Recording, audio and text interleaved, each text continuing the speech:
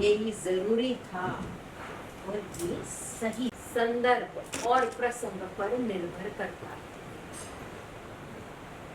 इस संसार में पाप स्वरूप का है ना,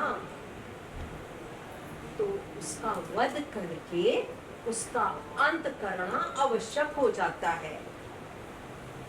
इससे ही सच्चाई और अच्छाई जीवित होते हैं और धर्म का ध्वज लहराता रहता है। श्री राम ने भी बिल्कुल ऐसे ही किया। श्री राम लंका नगरी गए, हाँ, और अपनी पत्नी सीता मैया को उस रावण के चंगुल से छुड़ा कर ले आए, रावण का वध कर। आंटी जी, मुझे आपसे चीज पूछ सकता हूँ? वो राम जी ने रावण को ऐसे इस पर मार दिया, होता है क्या ना? बोल साला।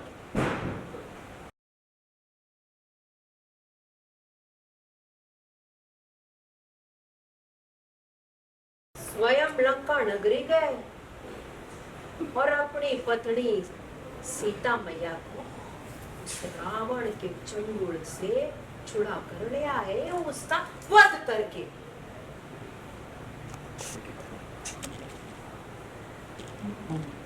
बोलो श्री रामचंद्र की जय जय। आपको साहब आंटी जी आपसे एक चीज पूछ सकता हूँ? जो राम जी ने रावण को मारा, वो गलत बात होती है ना, है ना?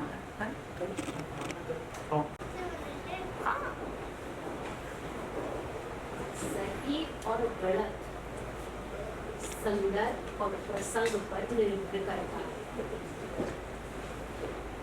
इस संसार में पाप सर्प उठता है तो उसका वध करके उसका अंत करना आवश्यक हो जाता है। इससे जीवन में सच्चाई और अच्छाई रहती है और धर्म का ध्वज लहराता है। बिल्कुल ऐसे ही श्री राम जी ने अपनी पत्नी सीता मैया की सुरक्षा के लिए उन्होंने 10 सरदार रावण। ध्रुव तारा के अपकमिंग ट्रैक में आप देखने वाले हैं कि दुर्गावती जो है शौर्य और ध्रुव को सुना रही है रामायण की कहानी, जहां पे दुर्गावती इन दोनों को बताती हुई नजर आ रही है कि किस तरीके से रावण का अंत किया था राम जी ने। ये सारी कहानी सुनते हुए शौर्य और ध्रुव उन कहानियों में खो जाते हैं। वो कहानी सुनकर जब ध्रुव बाहर निकलता है, कॉरिडोर में घूम रहा होता है, तब वही सब चीजें इमेजिन करता हुआ नजर आ रहा है। ध्रुव सोच रहा है कि किस तरीके से राम जी ने रावण का अंत किया था। आपको हम बता दें कि ध्रुव तारा में ध्रुव की हालत बच्चे जैसे हो चुकी है और ध्रुव को कुछ भी याद नहीं है।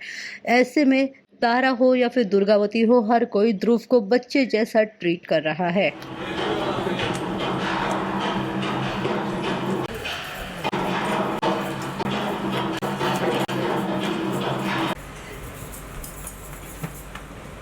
उसे बच के जा नहीं पाएंगी रानी साहब। अच्छा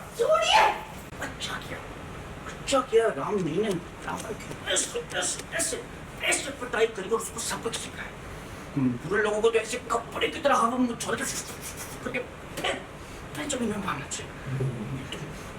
इन्हें सुधरेंगे, मारना चाहिए। सोनी सब के मोस्ट पॉपुलर शो ध्रुव तारा के अपकमिंग ट्रैक में आप देखने वाले हैं कि तारा जो है ध्रुव के बारे में सोच रही होती है कि उतने में वहां पे सूर्य प्रताप आ जाता है और तारा से कहता है कि तुम्हें मुझसे शादी करने से कोई नहीं रोक सकता है, अब तारा चाहे तुम कुछ भी कर लो, मैं तुमसे शादी करके ही रहूंगा, तुम्हें मुझसे अब कोई नहीं बचा सकता है, क्योंकि ध्रुव तो पागल हो चुका है और ध्रुव तुम्हें अब बचा नहीं पाएगा।